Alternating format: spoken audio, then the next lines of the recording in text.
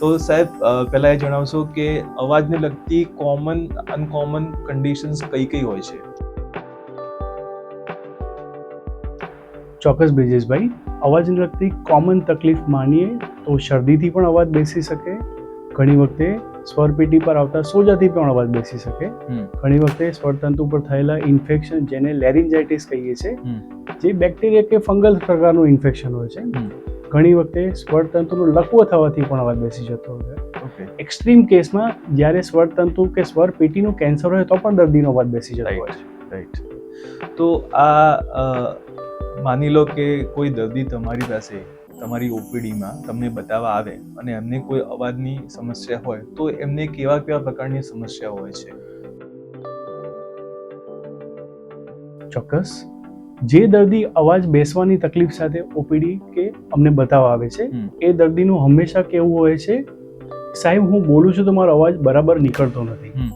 ઘણી વખતે બોલતા વખતે ગળામાં દુખાવો થતો હોય છે, ઘણી વખતે અવાજ સાંજ થતાં એકદમ બેસી જતો હોય છે. દિવસ દરમિયાન અવાજ દર્દીનો સારો હોય પણ સાંજ પડતા જ અવાજ એકદમ થાકી જતો હોય છે.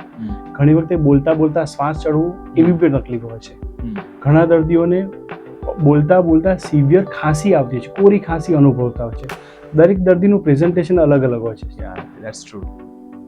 તો દરેકનું પ્રેઝન્ટેશન અલગ છે, તો આપણે એને મેડિકલના અનુસંધાનમાં કેવી રીતે જોઈએ છે? અવાજને અને દરેક દર્દીના પ્રેઝન્ટેશનને આપણે મેડિકલી કેવી રીતે જોઈ શકીએ? એ સમજતા પહેલા સૌથી પહેલા અવાજ કેવી રીતે ઉદ્ભવે છે એ જાણી લઈએ આપણે. આપણી સ્વરપેટી આપણું ઓર્ગન છે જ્યાંથી આપણો અવાજ નીકળે છે. રાઈટ. સ્વરપેટીમાં આવેલા બે સ્વરતંતુ એ તંબુરાના તાર જેવું કામ કરે છે. ઓકે. તાર હલે તો અવાજ નીકળે છે. બરાબર. તાર હલાવવાથી જે અવાજ નીકળે છે એ જ તારને થોડો ઢીલો રાખીને હલાવીએ તો અલગ પ્રકારનો અવાજ નીકળે છે. એક અવાજ ઘેરો હોય છે, એક અવાજ તીણો હોય છે. હવે જ્યારે પણ કોઈ પણ દર્દીને સ્વરતંતુમાં લોકલ થયેલી તકલીફના લીધે અવાજ બેસતો હોય ત્યારે દર્દી એની સાથે બીજા કેટલાક સિમ્પટમ્સ સાથે આવતો હોય છે. સાહેબ મને વધારે બોલું છું ત્યારે ગળામાં દુખાવો, સાહેબ મને સખત ખાંસી થઈ છે ત્યારે અવાજ બેસી જાય છે. એટલે દરેક દર્દીનું પ્રેઝન્ટેશન અલગ હોય છે. એવા કેસમાં અમારે દર્દીની પ્રોપર હિસ્ટ્રી લેવી જરૂરી હોય છે કે એ વખતે એને સામાન્ય કોઈ વાયરલ ઇન્ફેક્શન, કોઈ શરદી, ખાંસી, તાવ એવી કોઈ બીમારી થઈ છે કે નહીં જાણવું જરૂરી હોય છે. બરાબર છે.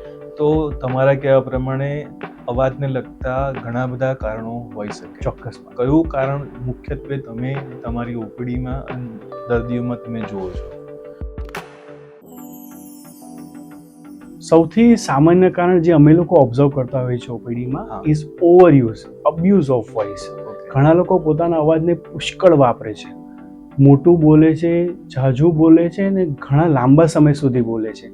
એને અમારી લેંગ્વેજમાં અમે વોકલ ઓવરયુઝ કહેતા હોય છે. That's the most common cause for the voice change. અચ્છા, જે લોકો ઓલરેડી વોઇસનો એઝ અ પ્રોફેશન યુઝ કરી રહ્યા છે, જેમ કે ટીચર છે, મ્યુઝિશિયન છે, ગાયક છે, સિંગર છે, બરાબર, જેને બોલવું જરૂરી છે, એ જેનો વ્યવસાય છે, બરાબર છે, એ લોકો તો બોલવું એમનું જરૂરી જ છે, બરાબર. એ લોકો અવાજ બેસી જવાની કે અવાજ ઘસાઈ જવાની પીડાતા હોય છે. સૌથી વધારે જે લોકો હેરાન થાય છે એ વોઇસ પ્રોફેશનલ્સ છે. યસ. તમે ચોક્કસપણે સાચું કીધું. ટીચર્સ, સિંગર્સ, શોપકીપર્સ, હોકર્સ, ઘણી વખતે ડોક્ટર બી ખરા. બહુ જ વાતો કરીએ તો આપણો સ્વરપેટીના સ્વરતંતુ એકબીજા સાથે એટલા બધા ટકરાય છે કે જેની પર સોજો આવે છે, જે કન્ડિશનને અમે મેડિકલ લેંગ્વેજમાં વોકલ કોર્ડ ઈડીમાં કહીએ છીએ. આપણને બહારથી ખબર નથી પડતી કે અંદર આપણને સોજો આવી ગયો છે. આપણે એ જ ઢબથી બોલવાનું, વાતો કરવાનું કે ઘાંટા પડવાનું. કોઈ સિંગર હોય તો ગાવાનું ચાલુ રાખે છે, તો એને સ્વરતંતુમાં સોજાની સાથે નોડ્યુલ, મસા ડેવલપ થતા હોય છે. સો વોઇસને લગતી બીજી કઈ કઈ સમસ્યાઓ મેડિકલી ઇમ્પોર્ટન્ટ છે, જેમાં આપણે વોઇસનો ઓવરયુઝ નથી કરતા છતાં બી આપણો વોઇસ બેસી જાય છે કાં તો અવાજ બંધ થઈ જાય છે? જી જરૂર. અપાર્ટ ફ્રોમ વોકલ અબ્યુઝ બીજા એવા ચોક્કસ કારણો છે જે આપણે અવાજને અસર કરી શકે છે. જેમાંનું મહત્વનું કારણ છે સ્વરપેટીમાં થયેલું ઇન્ફેક્શન. ઓકે. જેને બેક્ટેરિયલ લેરિન્જાઇટિસ પણ કહી શકાય. ઘણી વખતે ડાયાબિટીસવાળા દર્દીઓમાં ફંગલ લેરિન્જાઇટિસ, ફૂગનું ઇન્ફેક્શન થતું હોય છે. ઘણા કેસમાં સ્વરતંતુની મુવમેન્ટ જો બરાબર ન થતી હોય, સાદી ભાષામાં સ્વરતંતુનો લકવો થવો, ત્યારે શું થાય છે, સ્વરતંતુ એકબીજા સાથે ભેગા નથી થઈ શકતા અને બે સ્વરતંતુ વચ્ચે એક જગ્યા રહી જાય છે. જેમાંથી ફેફસાની હવા લીક થવાથી અવાજ એકદમ ખોખરો અને ફીબલ આવતો હોય છે. રાઈટ. એક્સ્ટ્રીમ કેસમાં જ્યારે કેન્સરનું દર્દી આવતું હોય છે, જેને સ્વરપેટીમાં કેન્સર હોય છે, એ પણ ખોખરા અવાજ સાથે અમારી સાથે પ્રેઝન્ટ થતું હોય છે. ઓકે, તો મતલબ કે ઘણીવાર કેન્સર પણ હોઈ શકે. કોઈ વ્યક્તિને એમ લાગે કે મારો અવાજ બેસી ગયો છે, સામાન્ય કારણ છે, પણ ઘણીવાર કેન્સરના બી લક્ષણ અવાજ બેસવા સાથે પ્રેઝન્ટ થઈ શકતા હોય છે. ચોક્કસપણે કેન્સર, સ્વરપેટીમાં થયેલું કેન્સર ખાલી અવાજ બદલાવાની તકલીફ સાથે જ પ્રેઝન્ટ થતું હોય છે. એ દર્દીને કોઈ દુખાવો, કોઈ તકલીફ નથી હોતી.